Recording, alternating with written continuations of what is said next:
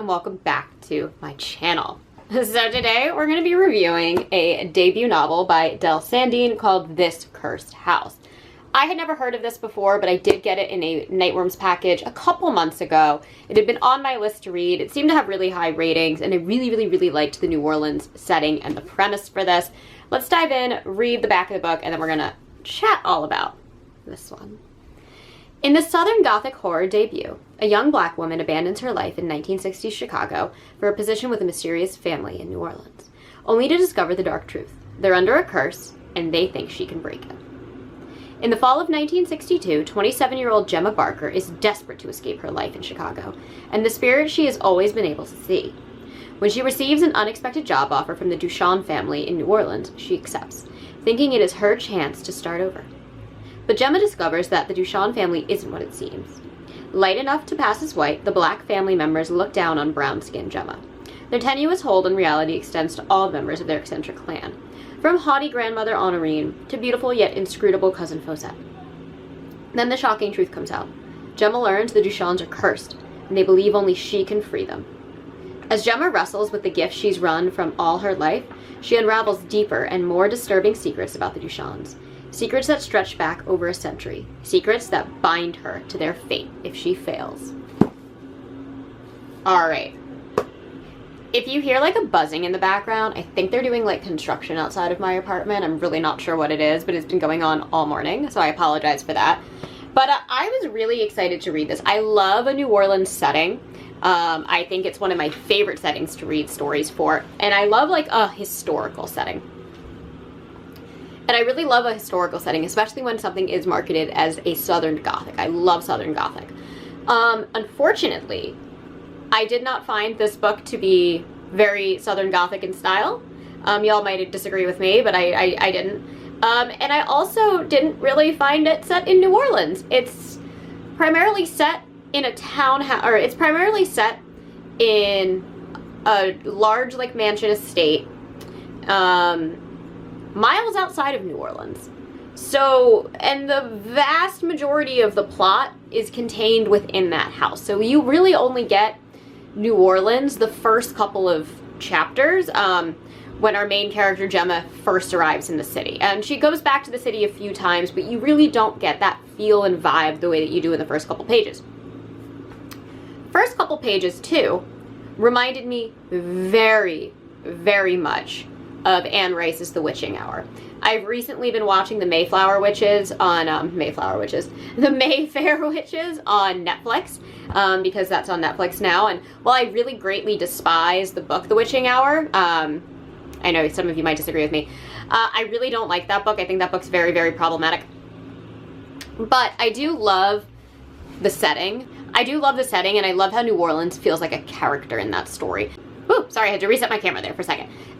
So I found a lot of similarities between the opening scenes of This Cursed House and the Mayfair Witches storyline, especially in The Witching Hour, where you do have a main character who is probably not what she seems, who has the death of a family member, an adoptive parent, lead to her returning to New Orleans, to this past that she might not have known that she has had. It's a very similar premise, very similar reasons bringing our main character there. There is a lot of deception with the family she goes and sees. There is a large manor house there. However, in The Witching Hour, everything is set in the Garden District, which I actually think would have worked very well for this plot, versus this like isolated like manor 4 or 5 miles outside of the city. And so I was just really let down by the fact that the New Orleans setting really didn't play a major part in this. And then we kind of get to the big twist of everything. And this is going to be, I'm going to try and do this first half without any spoilers. But you get to the big twist of everything and you understand why Gemma has actually been called to work for this family and what her job actually is. And once all of that is revealed, the rest of the story just kind of starts to fall apart. As all of these big realizations are happening, the kind of mystery and intrigue really dulled for me. To the point that I just spent half the novel just being like, what is anybody's reason for being here? What is anybody's reason for staying? Like, what is keeping Gemma in this awful situation, you know? And I felt like Sandeen really tried to kind of write ways to explain why Gemma stays through this entire ordeal, but to me personally, common sense would just tell me to get out. And the weird moral high ground that Gemma seems to have, that seems to literally be the cause for all of her issues, just felt so unbelievable. The way the novel was written too, I had a lot of problems with. I found this novel to be just like blatantly repetitive. I know this is a debut novel for Sandeen, and I always like to be a little bit kinder on debut novels as authors are starting to find their footing and get into their groove of writing. But like, show don't tell is one of the #1 rules of storytelling, and this book told us everything. There was virtually no showing whatsoever. It was just fully written out for us. Every emotion, every reaction, every interaction, every nuance, every subtlety might have been slightly, like, alluded to and then was blatantly set forth for the reader. There was zero room for interpretation because Sandeen just wanted you to be 100% certain of everything that was happening, which just really bogged down the story. But it also made it feel just unbearably repetitive. There's a line in this book on page 322 that I have to read to y'all because I read this and I was like, this is such a perfect example of the prose in this novel just being so redundant over and over and over again. And I really felt like it's what caused the novel to suffer for me. The storytelling, the pacing, it all started to feel really bogged down as I dove more and more into the novel. So this is in the beginning of chapter 30. And it says, despite overcoming much of her fear, Gemma knew her friend was right. She didn't allow herself to hear everything the spirits were trying to say. Whoever had torn the page from the ledger did so for a reason. Knowing the Duchands the way Gemma did, she knew it had to be because they had something to hide. Another secret. She looked out the window at the dark sky. If she was going to act, it had to be soon. It had to be now. You're right, she said to Magdalene. I'm going out there and I'm going to listen. Really listen. In that brief span, we are told multiple times that Gemma needs to actually listen to the spirits that are talking to her. That she has to really listen. As they say twice, that there is a torn out page in a ledger that was done so for a reason. That reason is because it had something to hide. That reason is another secret. We also know that if she is going to act, it had to be soon. It had to be now. And then afterwards, they immediately show her like going forward and acting, and it just keeps regurgitating over and over and over again. And everything that happened in those several sentences really could have been listed in 3. And it's not that it's bad prose, it's just prose that says the same thing over and over and over again multiple times in different ways, but does nothing to enhance the experience that the reader is having. We get nothing new from the repetition. There's no realization, there's no light bulb moment that phrasing something in a different way allows for the reader to have a different opinion formed. And that just deeply, deeply bothered me with this novel. I found the characters to be interesting, but I couldn't quite get a handle on them. They all felt very one note. Gemma has this like bold moral compass of just like doing what's right no matter what, and like throwing common sense fully out the window, and to the point that it's like a hazard for her safety over and over and over again because she feels the need to act in what is seen in a morally good way. And why that bothers me is because the first time that we meet Gemma, that is not the character that we meet.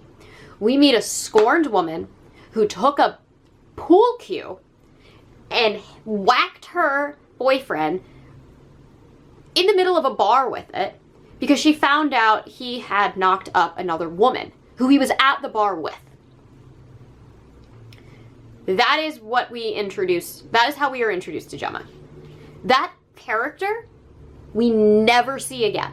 We never see that person. We never see that anger. We never see that unrestrained break in her ever again, making it feel like it's a completely different character from the opening scenes in Chicago but to when she gets to New Orleans. Because almost no time passes and there's no character growth to show this development.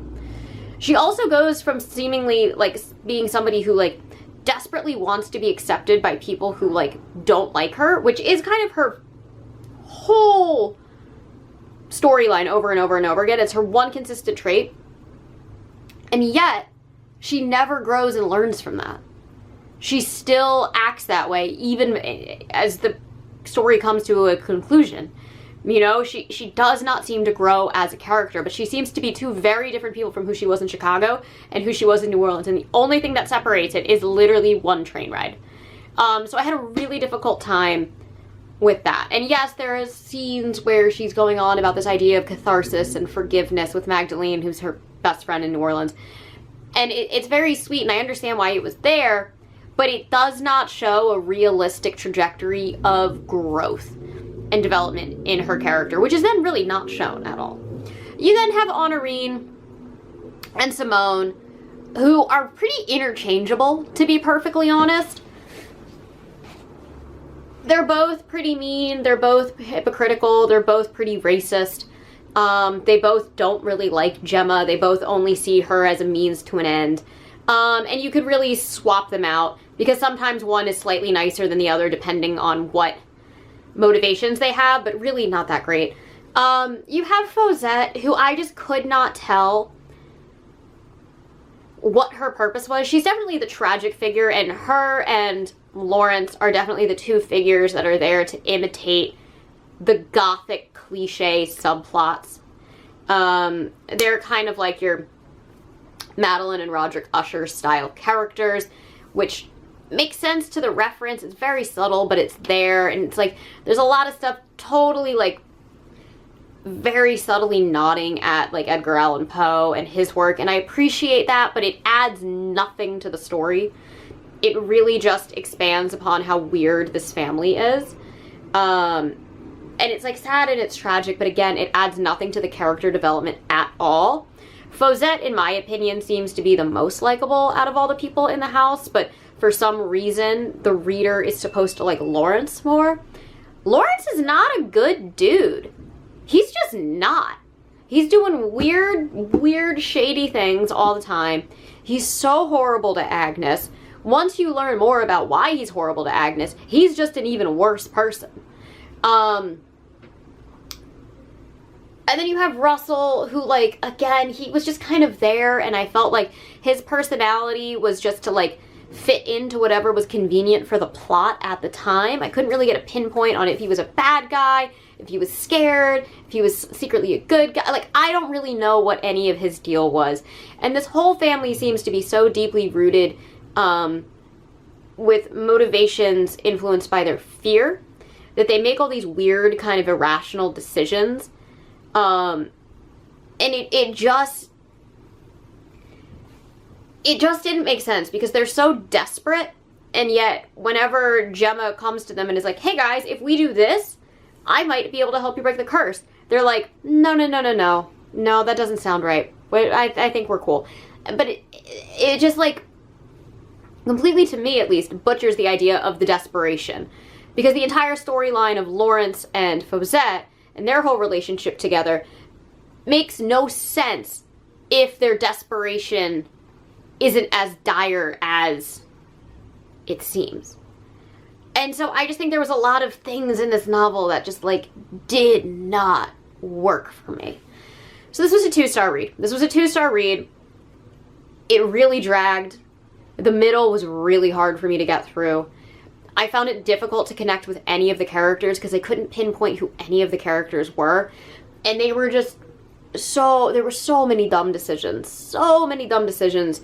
throughout this story, and just, again, just a complete lack of the ability to show, don't tell.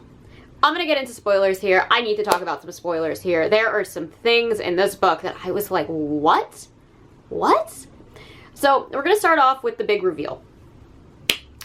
Gemma is their child, their long lost child that was taken away at birth, sent up to Chicago because of the sins and problematic issues of her mother. We have verbatim the witching hour premise there. Verbatim. And then calling her back because they need her because of a curse on the family. Lasher, the curse at the house, all of that is there. The family then takes the mother of the lost child and basically puts her into a state that makes it so they can fully control her. This is the same story. It's the same setup. Except the witching hour is done 10,000 times better. Then Gemma arrives. Gemma has this weird arrogance about her where, like, just the constant assuming that she was being hired for a tutor. And then, like, even when she realizes, oh my god, like, they never mentioned a child, they never mentioned anything about tutoring whatsoever, she goes and she just, like, really, like, comes in super hot being like, so who am I tutoring? Who am I tutoring? What is this job? And they're like, what are you talking about, right? She has this arrogance about her that I just found so off-putting that it's just this, like, you're gonna listen to me because you have to kind of thing. And it just felt so out of place for her then being put out as this, like, super, super, like, morally bound to the family ties because I never had a family woe is me storyline that she has. I was just like, where is this coming from? Who is this character? Like, I just feel like Del Sandeen didn't sit and think about who this character was and really molded her to just fit the narrative that she put forward. And that bothered me deeply because there are so many times where this family treats her like such garbage, and then she finds out that, hey, like, they're all cursed, but I'm not. I can leave. I can leave. I would leave them. I would leave them. She has a whole opportunity once they've sorted out the binding of the house where she can go with her mother, who is alive, and be with her and have that family. And she chooses not to. She chooses not to. And yes, at this point, I guess you could maybe argue because, like, the family is still cursed and, like, people might still die. But I feel like all that really needed to happen was, like, say, hey, Mom, tell me where you're going. I'm going to sort this out and come find you in, like, 2 days. And instead, she's like, no, I don't need to know anything about where the mom that I've desperately been seeking, that this entire novel has been leading up to the connection that I want so badly, that I'm just not even going to communicate, hey, let's wait 2 days, and, like, I'll come meet you. Like, just, what? What? Why? Then we get to the whole, Agnes is actually Inez. The family is extremely distinct looking. They're extremely distinct looking.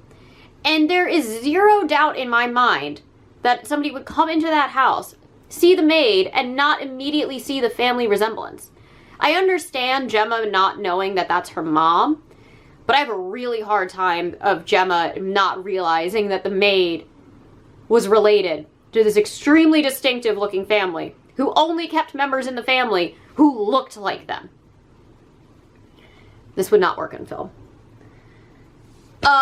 There's this great scene where Agnes Inez is in her room with Gemma, and there's, like, a window blocked off by a curtain, and Gemma's like, what's behind this window? And Agnes is like, oh, I don't know. I've lived in this room for 28 years, and I've really only noticed that window once. And I'm supposed to believe that that is legitimate.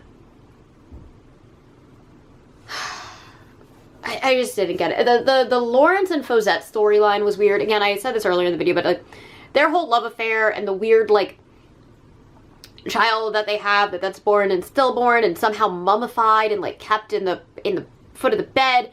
That was cool imagery. That was a cool storyline. It made no sense. It made no sense to the plot. If you are that desperate and that isolated that you are going to have a relationship with who you think is your brother, who turns out to be your cousin, you're gonna get impregnated, you're gonna have a stillborn, you're gonna mummify the baby, you're gonna keep it at the trunk. You are that desperate. That is what your life has become. And yet, when this one random woman who you believe can break the curse comes in and is like, cool, so like, we should have a seance. I think I might be able to break the curse. You're gonna be like, no. I don't want to do that. I don't want to speak to the spooky ookies who cursed us. And it's like, what? And then you find out it's like a double-layered curse, right? And like, Inez accidentally cursed herself. Didn't believe that for a hot second. I have no idea how that came about. And then you have Adam, who just doesn't seem like he's that vengeful of a ghost at first. And then is the holder of the curse and does all these terrible things, but then like wants to be freed and like it is just completely unhelpful, speaking in one-word terms. Like that felt like two different people. Like the ghost who cursed the family and the ghost and the living man who we see in the flashbacks and then who's constantly appearing to Gemma felt like different people. They did not feel like the same. And then they figure out the classic cliche, the house is built atop the mass grave, right? And it's just like, okay, so give them a proper burial? But it's like, no, they don't want to be in a grave. They just want the house torn down. Like, it just made no sense. And it was also like Gemma just immediately figured out how to do it all. And it's like the ledger was so clear. The ledger is the 7 names of the people buried there. And people couldn't figure that one out. Maybe those are the ghosts that you keep seeing are the 7 names. You don't need to go through all this French to sort it out. Like, it was just, oh God, it was weird. It was just so drawn out. And to me, the funniest thing is once all of them are free, like this reclusive family who hasn't been seen in public for 28 years is free. They go downtown. Everybody just remembers them, okay? And they start throwing parties, and people, like, come. And then when Lawrence dies, a bunch of people show up for his funeral. That wouldn't happen. Oh, like, it's kind of hinted at that a lot of people were there for, like, gossip and to see what was going on, but it's like, to then follow it up with all these people showed up at the funeral, like, who? Because of one party? Like, it was just bizarre. It was so bizarre. I really wish this had been set in the Garden District, because then it would have been weirder. Like, these people you can see in the yard, you can interact with them, you can see them, but they never leave the property. Not just these people are off and away and they don't do anything. It was just so bizarre. It was such a bizarre book. And the payoff just did nothing for me. Oh my God. And the tagline on the book is, some things are best left buried. That's not the point of this book. This book is unburying everything. Gemma is nosy. And Gemma has no tact. The second she finds out that, like, she overhears Honorine speaking to the family, being like, oh, well, we need her to do, like, X, Y, and Z. Like, we've brought her here for another purpose. She, like, immediately goes up to them and is like, I heard that you were saying that I was brought here for another purpose. Like, way to put all of your cards on the table and show your hand immediately, girl. 0 leverage. None. Oh, man. I really wanted to like this book. I thought the plot and the setting were really interesting ideas. Even though it really just completely ripped off The Witching Hour, I really liked where it was going. And I liked the prose at the beginning. The first, like, 20% of the novel, I was like, I am on board for this. I am breezing through this book. And then it just really didn't know what it wanted to do or where it wanted to go. And it got very jumbled and very redundant. Over and over and over again. I mean, Gemma is out there breaking the curse in like 19 different ways so many times. She's asking so many people how to do X, Y, and Z and has no understanding of it. And then finally, when it's time to break the curse, all of a sudden she knows exactly what to do. And Magdalene just kind of like teams up and is like, I'm here, I got this. This is a novel about the concept of forgiveness. But it's a novel written about people that maybe don't deserve forgiveness because they only ask for forgiveness when it comes to their own personal gain. And that's a problem for me. Nobody learns their lessons in this novel. Nobody. there's zero character development, zero growth for anyone, and it's a bummer. It's truly, truly, truly a bummer. But you know what? At least our girl Gemma got her money at the end. I'm not really sure how that works. I'm not sure how you can have a bank account immediately closed out by somebody who is not the owner of the account and like take all the money with you. Like that was a whole other plot line. I did like seeing like what New Orleans was like in the 60s, especially at like the height of segregation.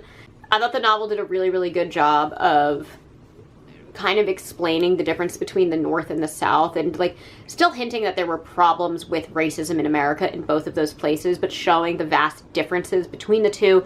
And I really liked kind of the commentary on the Duchamp family when you had one of their ancestors parading around as a white man and a slave owner, and the hypocrisy in that because his skin was passing enough for him to be able to do those things. And I like that that's kind of where everything was rooted in, and this anger that the ghosts have and this curse that's upon the family. I thought that was very well done, and it made a lot of sense, and it was a really interesting commentary, but unfortunately it was overshadowed by just a thinness of plot and character development.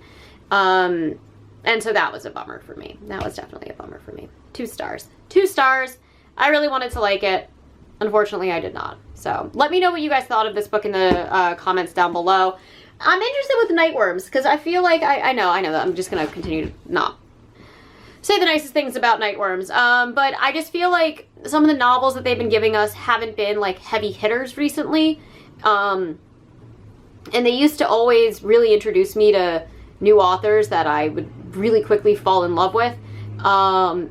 And I just like, I know for a fact, because they've said this before, that they don't always read the books that they send us, which I find interesting, that sometimes they just base it up on the premise. And so I wonder what their thoughts are on this book, because again, like I feel like the premise is really, really cool, but it really falls flat in execution, and I'm definitely a little bummed out by that. Anyways, that is all that I have for you guys today. As always, I try to post 2, sometimes 3 times a week, slowly trying to get back to my normal schedule. And if you enjoyed this video, please hit the like and subscribe buttons down below, and I will catch you all in the next one. Mwah!